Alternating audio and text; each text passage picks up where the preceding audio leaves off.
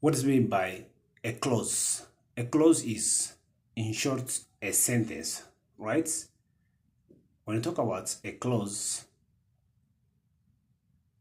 it has, its own explanation or meaning as a sentence.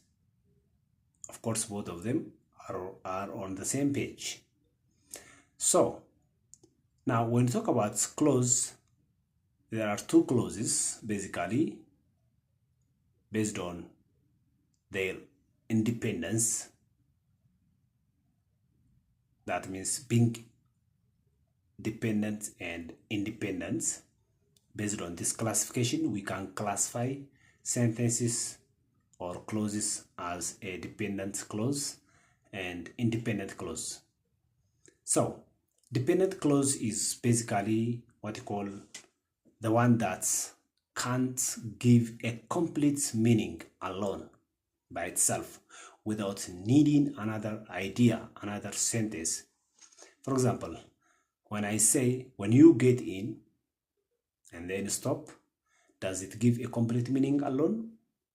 The idea is suspended, right? When you get in, when you open the door, when you move, if you are ready, you see, these sentences, they need to be completed, but they need another idea. They are incomplete alone, right? By themselves, they are not complete. That's why they are called dependent, since they depend on another sentence, right? Which is an independent sentence.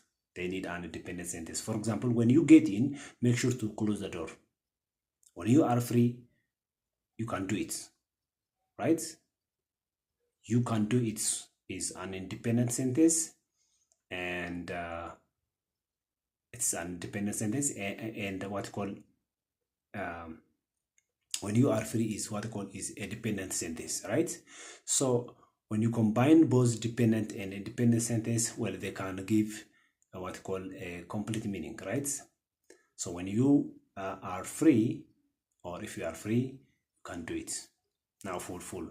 So your focus when talk about dependent and independent clause, how do we know basically some of the common qualities of dependent sentence? They begin with if, while, when, right? Which, who, whose, where, right? WH questions, WH words, and while, if, when. These are the introductory words